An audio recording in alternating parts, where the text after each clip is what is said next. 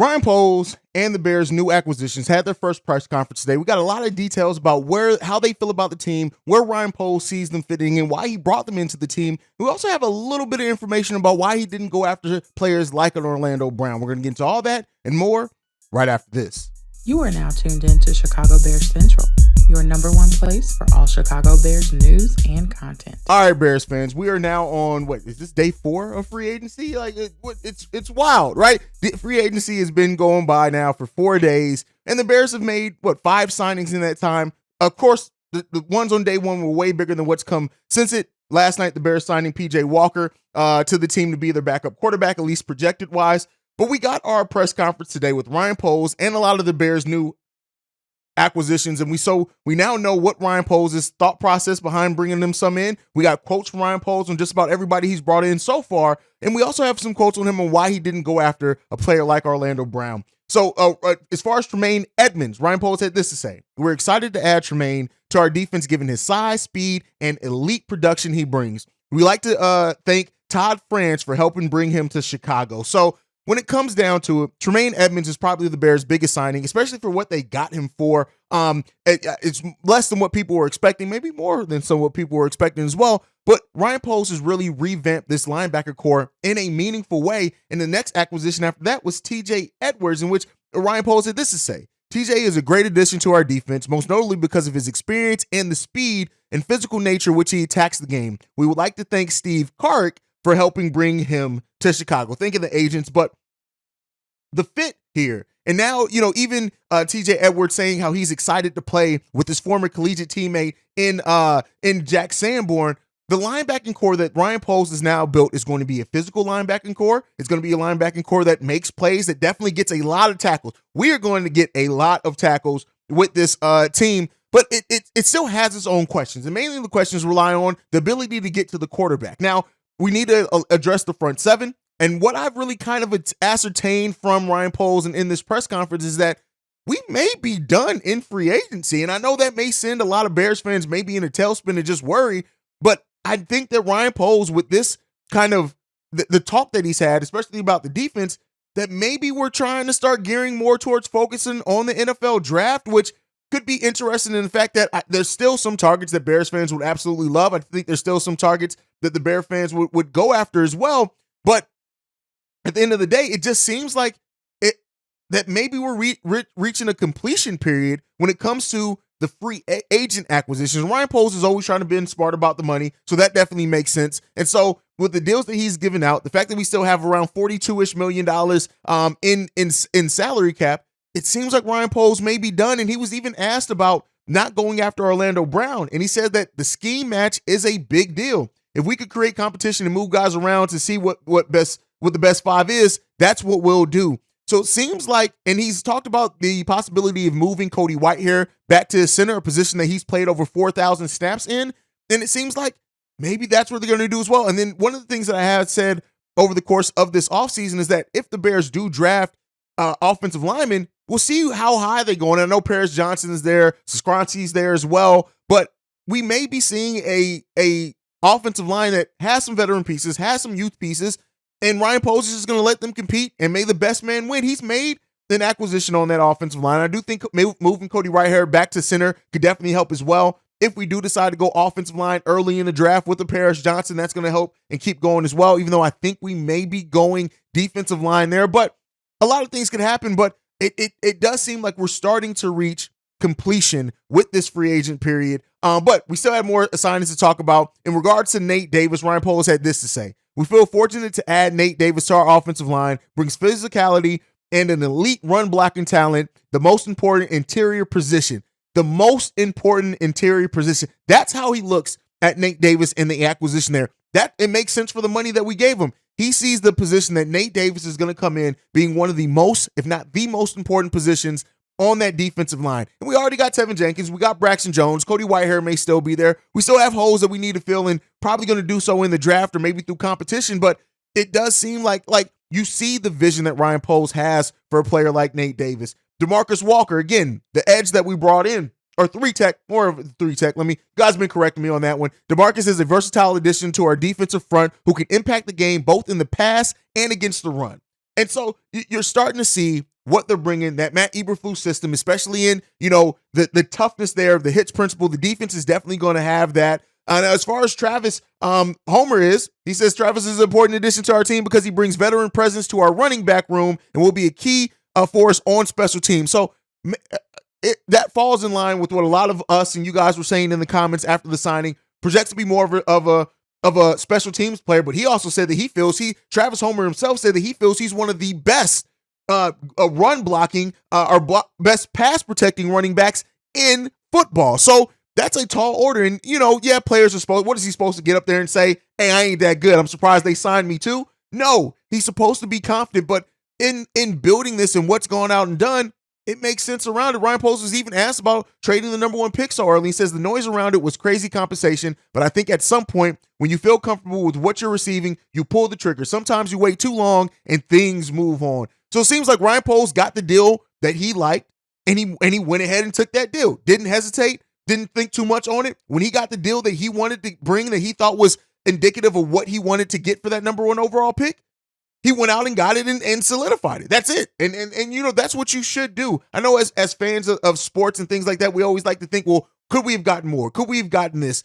You got DJ Moore. And I choose to believe that once DJ Moore was included in that deal, it is what it is. Like at that point, you knew that Ryan Poles knew, hey, this is the person that we're going to go after. This is the person that we are going, this is the trigger that we're going to pull for this number 1 overall pick. And he even says DJ Moore had this to say: it's going to be real special. I'm going to be part of the groundwork that's being laid, and to just build that foundation of winning is going to be something special. It makes me feel special when a team does that. When a team does that, they just want one specific player. That means a lot. It hit home, and I'm really welcomed here. We already had Ryan Poles and all the wide receivers in Darnell Mooney, Chase Claypool, and DJ Moore, all of the Chicago Bulls game last night. And the chemistry is already, they're already starting to work on that chemistry between them, trying to get them. I'm sure they're going to start working out and things together.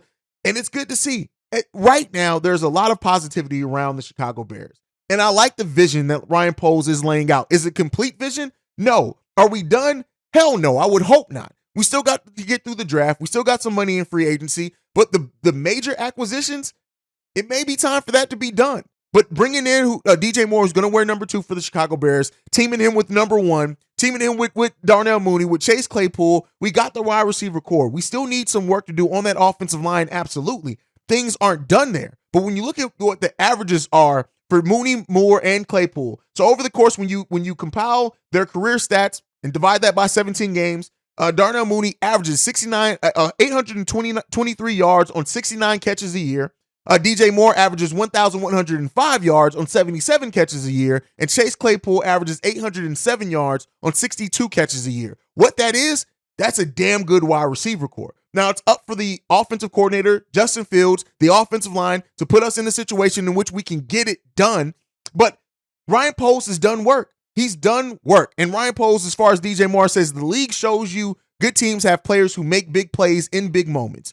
If that's finishing the game off in the fourth quarter, if that's getting things kicked off in the beginning, DJ has those traits. So we know why Ryan Poles brought in DJ Moore. This press conference, did it do a lot to solidify some things? No. It definitely gave us an insight on the mindset behind Ryan Poles. It gave us an insight, and it's just exciting for fans overall. So, and as far as if we're done or not, Ryan Poles also said this: we aren't there yet as far as being done. And so we'll see. It's not done yet, but they are still doing it. He was asked about Jalen Carter. I'm talking about him. He said that we'll bring him in and talk to him to get to know him even better at some point in mid-April. We'll sit down and put all on the table and see how we want to handle it. So the Bears don't have, at least right now, at least what they're releasing, a idea of they have an idea, but they aren't zeroed in on one prospect yet. They're going to continue to do their interviews. I'm sure they're going to continue to do their research on these players as well. Things aren't done. But right now, Ryan Poles, the Chicago Bears, the new acquisitions, it's an exciting time right now. It's a very exciting time. And, Ryan Poles knows that we still need work on that defensive line. He was also asked about that in this press conference. He said, when he asked about how thin the Bears are on defensive line, he said this: yeah, no doubt about it. I know right now you get the sense that we've got to fix everything right now, and the opportunities are going to be limited. But let me get to this. Things refresh. That's not my fault. But I feel comfortable with between the rest of free agency. We're only 2 days into it. and we'll as in the draft that we'll get the group as good as we possibly can. And at the same time, there are going to be some weak spots on our roster that we can't fix everything. And that's what we've been telling you. That's what Steve-O's been saying. That's what I've been saying. If you guys have been following the daily episodes, everything cannot be solved in one free agency, and it won't be. The Bears are going to have spots that they're thin at. As Ryan Poles said, they're going to still have holes. And that is why you future project. That is why the Bears have an additional first-round pick next season. That's why they're going to have an additional second-round pick the season after that. There are always going to be holes or spots that we can strengthen and reinforce. But Ryan Poles has his mind in the way that he went about this offseason, the way that he structured some of these contracts, the way that he did the things that he did, has set the Bears up to be able to be in a position to add that and still have some flexibility coming in the future years, and especially in the draft. The Bears have tons of flexibility. They've gotten things done. Certain things have been solved now. We still got some things out there. As far as the free agents that are still out there, Darius Slay's still out there. Don't know how interested the Bears are going to be in that. Yannick still's out there, a coach defensive end that the Bears could go after, could even be there. I don't know if he'll be there after the draft, but again, another one. Tremaine Edmunds is another one. Offensive tackles out there. If the Bears do decide to go and shore up that with some more veterans, there are still positions out there. There's still players out there in positions that the Bears could absolutely need them to. And I wouldn't be surprised if Ryan Poles does pull the trigger on some. But it is what it is. At right now, I'm excited, as many Bears fans are excited about what this team has in store, what this team has done already in this offseason. And we're not done. The offseason is not over. The draft has not happened yet. We still got tons of avenues and things that we can do to add significant talent to this team. And don't judge it yet on the vision that you see right now with this team, because this is not the completed team that we're even going into next season yet, much less how Ryan Poles is going to continue to build off the foundation that he built in this year's free agency and in the draft. So we'll see what Ryan Poles has in store. We'll see what's in store for the team overall. One thing that is in store is that Aaron Rodgers is done being in the NFC North. Now, I do want to talk about this a little just because I'm petty and FGB all day, every day, but Ryan Poles, with his intent to go to the Jets, he said that that's always his intention. Is going to get done. He's going to be there.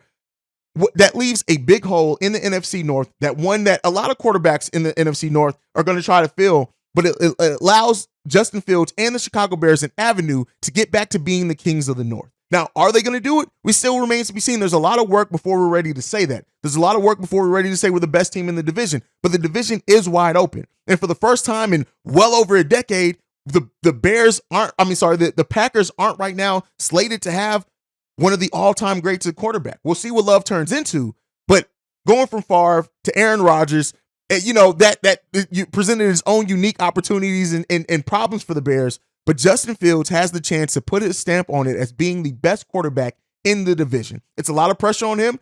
I won't quite put that on him to do that in the first year in next season, but it's coming. And that expectation is coming for Justin Fields and a lot of the quarterbacks in the division. The division is open. This is the time to make their move. And that's why it's good that it aligns with the Bears having one of their most open free agents in draft periods ever, for us to really make a significant move to own our division. Will the Bears do it? Hopefully. Now, I did want to see Justin Fields get at least one win over Aaron Rodgers with this team, but it's not going to happen. And, we'll still have our opportunities. I'm sure at some point the Bears will face the Jets, but right now, the division is open. And for the first time in a long time, there's a question on who is going to establish themselves as the number one QB in the division. We'll see what that means. We'll see if Justin Fields is up to the test eventually, and if the team as a whole is a team that's ready to own that division. I want to see the monsters of the Midway back. I want to be the kings of the North, as all Bears fans should and probably want to see, and we'll see if this team is able to do it. That's it for today's episode of Chicago Bears Central. I want to thank you guys for all the voicemails you got in. Tomorrow's the mailbag episode. We're going to get to those voicemails tomorrow. We're probably, with as many voicemails as we got, expect Fridays and Saturdays episode to be mailbag episodes, because I got to get these. Thank you so much for tuning in. Thank you for getting those voicemails in and being a big part of the show. But that is it. Make sure you're following the show at Chi Bears Central. You can send us any feedback, questions, comments, concerns, ChicagoBearsCentral@gmail.com. And then lastly, if you want to leave a text and our voicemail, the number to do so, 773-242-9336. We are the number one spot for everything Chicago Bears related. And like I like to end every episode on, bear down. Love you guys. Peace, y'all. This has been a presentation of the Break Media.